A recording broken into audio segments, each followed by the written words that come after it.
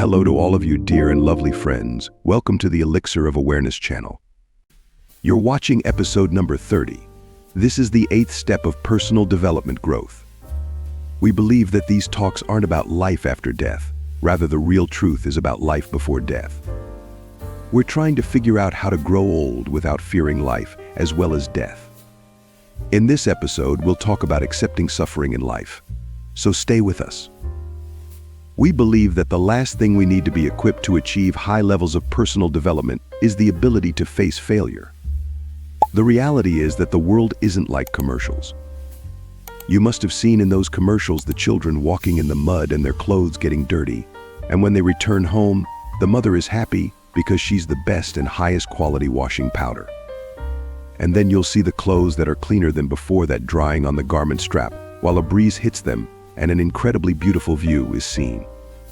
Or in the tuna fish advertisement, everyone is gathered around the dining table happy and handsome, and the grandparents are all alive and well. Everyone sat down happily and opened the tuna fish and says, "Oh, what a wonderful taste." But friends, the real world isn't like these commercials. But the truth is, washing powders don't always clean the clothes completely, and sometimes some stains aren't removed completely. Tuna fish aren't always so tasty like advertising, and people aren't always so happy and cheerful and without problem. There's suffering in the real world, and indeed, human-created in suffering. The important question is how to face pain and how to fight and bear it if we experience suffering such as someone's loss or emotional failures. Or is the deeper question of how to survive despite suffering and continue living? The biggest answer to this question is meaning. There's a Greek mythology that says that in ancient times, a half-god and half-human person named Sisyphus sinned. Then the gods gathered together to plan a severe punishment for him so that no one else would commit that sin. One said to cut him in half with lightning. Others said that this isn't enough. A heavier punishment is necessary. Another god said we should tie him to the horse and then let him be dragged to the ground until he finally dies, so that no one else would commit that sin again. Again, others said that it isn't enough and that a worse punishment is necessary. Finally, the gods concluded. He was supposed to carry a piece of stone to the top of a peak in the hot sun. Everyone had gathered to watch, and the noise of the crowd could be heard. The stone wasn't so big that he couldn't move it even, nor was it so small that he could move it easily. Gradually, the slope of the mountain increases, and he pushes the stone towards the peak. The sun was shining hot. He was drenched in sweat, and all his energy was gone. A few meters before reaching the top of the mountain, the stone was going back towards him, but because of the noise of the crowd, he gathered all his energy and finally placed the stone on the top of the mountain with difficulty. But that mountain was built in such a way that every time the stone reached the top of the peak, it would fall again and return to its original place.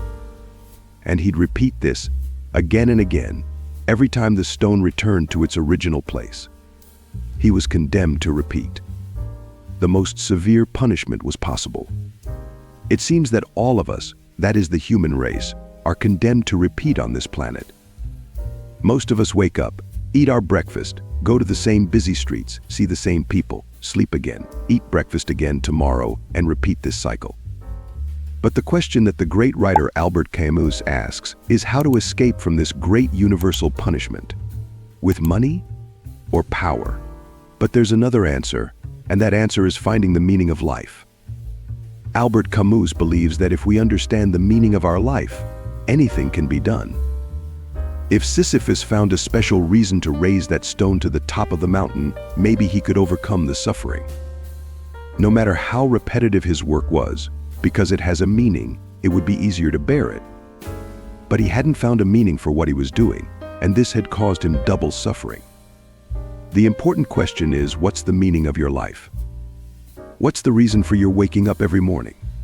What's the reason you endure the sufferings of your life? Friedrich Nietzsche says he who's a why to live for can bear almost any how. And this why has been lost in most of our lives.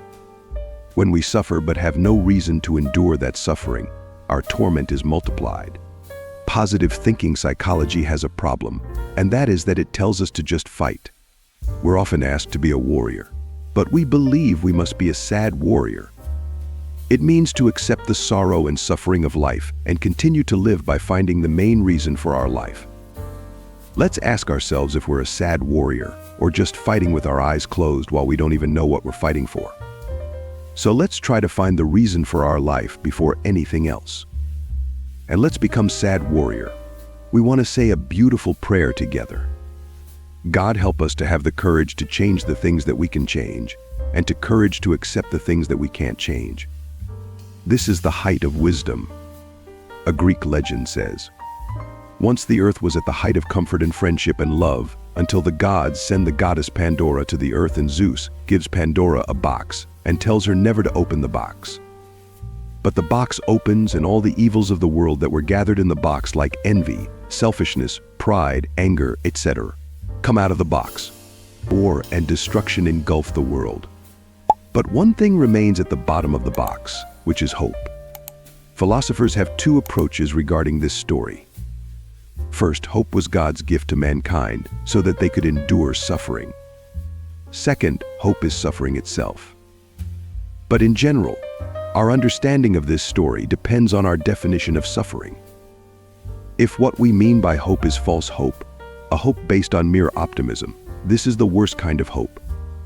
But if the hope is from the planet of suffering, a small hope, a bitter but real hope, a real hope that will help us overcome the suffering, is a gift.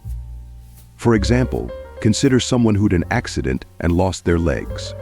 If they always hope to become a two-time Olympic champion, they'll suffer nothing but suffering.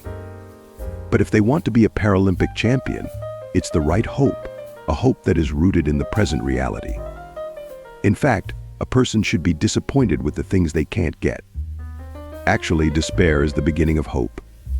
If we can't walk on the edge of the world and see the world as it's, we can't fundamentally produce true hope.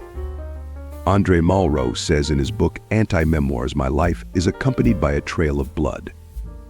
Malraux is the one whose father committed suicide. His close friends died painfully in the war. His two sons died in an accident. And exactly on the day when Marlowe is returning from the war, his fiancée also falls and dies under the train that Andre was coming with into the station because she was extremely excited. In this regard, Malraux says, my whole past, when I look back, is stained with blood. However, life is worth nothing. But nothing is worth life. Well, we've reached the end of this episode of the 8th stage of the path of personal growth. We hope that the things we said can help you feel a little better about yourself and the world around you. And the final question of this episode is, what's the reason for your life? What's the main reason that makes you continue even in the worst and most difficult conditions? The reason for your life can be a special person or a special goal or anything else. Please share your comments with us. And don't forget, life is worth nothing. But nothing is worth life. Thank you very much for staying with us until the end.